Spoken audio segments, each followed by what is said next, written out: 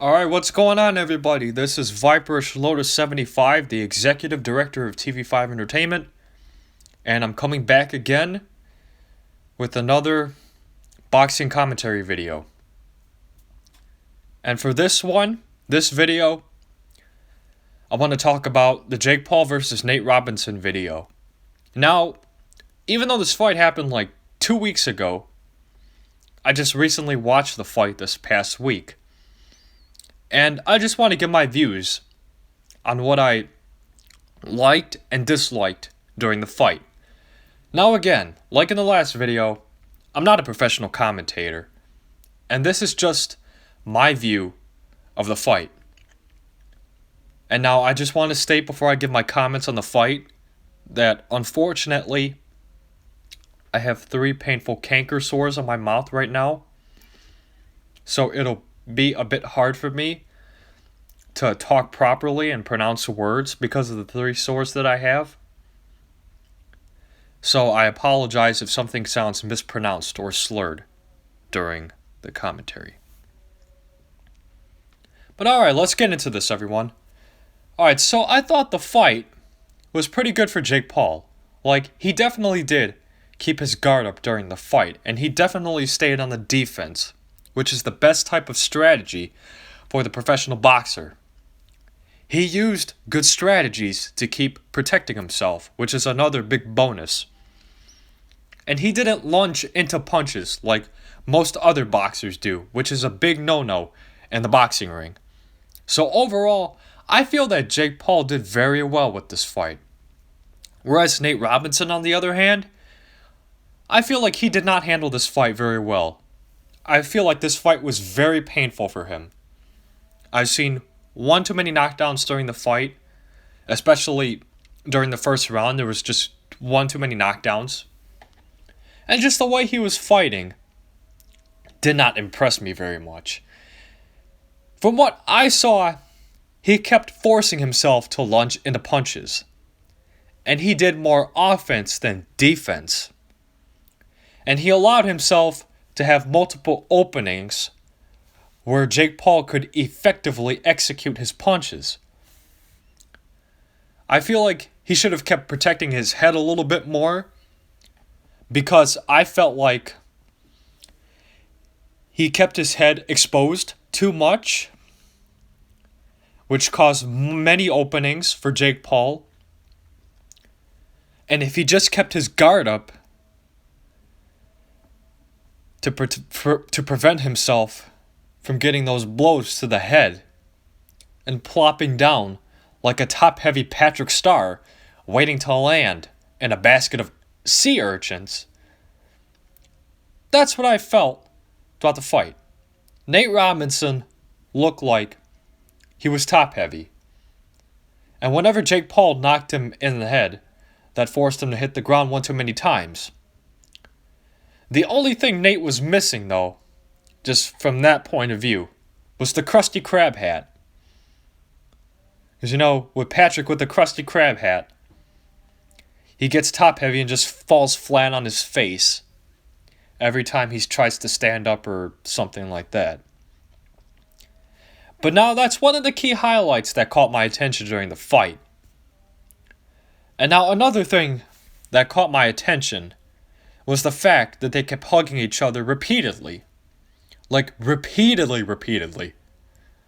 Like, not the usual, quote-unquote, I love you, you love me, we're a happy family hugs that we typically see in the boxing ring. These were more like leaving the airport or, please don't leave me, honey bunch, I love you too much to let go, type of hugs. Like, I see Nate Robinson lunging into the punches. And next thing you know, they just start hugging each other. Like, every 5 seconds, the official has to keep breaking them up. And it kept happening repeatedly, that it literally got to a point where, in my head, throughout the fight, I just thought, come on, you can do so much better than that. And, like, it literally annoyed me to the point where I'll Make Love to You by Boys to Men was playing in my head. Like, to tell you the truth, that is the insane amount of hugging I saw during the fight. But on the other hand, I was very impressed, again, with how the fight turned out for Jake Paul. Like, that was very impressive and amazing in my eyes. It's like, he definitely has the experience in the ring. He knew where to strike the punches. And he knew not to let his guard down with all the lunges coming at him from Robinson. And what was impressive to see was that he did all this while recovering from a broken nose. Now, that's literally someone that has balls to go into the ring and effectively claim a victory from a fight while you suffered some type of injury or you're recovering from some type of injury before the fight. But now the backstory behind the broken nose was he said he was doing some type of meditation and he passed out and fell face first onto the concrete. Like, I've meditated before. Like, I've meditated before. Like, I've done some type of meditations. And it really didn't, like, get to the point where we had to, like, pass out and, like, thing. Now, this is just my opinion. I feel like if he was doing some type of meditation, he was probably, like, doing it in some other way that was causing him harm to his body. Because, like, with meditation, it's supposed to be, like, peaceful and calming. And with the breaths, it's supposed to be, like,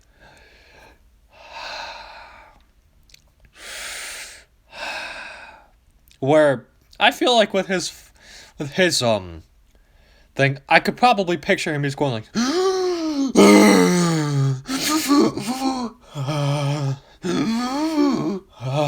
like that's starting to hurt me already from doing that. But yeah, he said he was doing some type of meditation and he fell face first onto the concrete, and he didn't start sparring until a couple days later before the fight. So that was impressive to see him risking further injury to his nose to step into the ring and claim a victory from the fight. And that is exactly what he did 2 weeks ago. Like, dittos to that. Now, what I also want to bring up at the end of the fight is that he said he was going to focus on his music with new videos and freestyles coming out. Now, personally, I would say, hey man, it's better to focus on the boxing for him rather than the music. Because personally, I think he cannot make music. This is just my opinion. If you feel differently, go ahead. You're what's it called? You're entitled to your own opinion.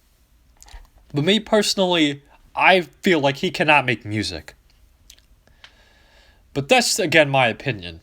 I feel like he is a much better person as a boxer. And I believe he can make a much better future out of boxing rather than music. Now, again, this is just all my opinion. Because after listening to It's Everyday, Bro, which is probably one of the worst songs I've heard in my life, and South Park Freestyle, which in that song, it does have a good feature with Mike Tyson, but it's not really that much of an impressive song to me. So, I personally feel that his music is not all that impressive to me.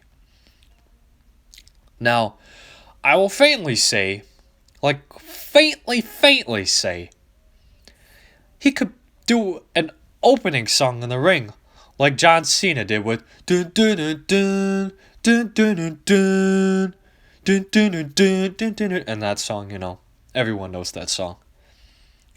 I feel like maybe Jake Paul could try and create a very small opening song for him when he gets into the ring. Like, again, that's just what I believe, But other than that, I personally feel that he should rest on the music and put more of himself into boxing, because I believe that his strongest skills seem to be in the boxing world. So I would say he should continue training and continue to get stronger and continue his experience in the boxing ring. The professional boxing ring, I should say. He did say he has a list of opponents, like good and bad opponents to that list that he wants to fight.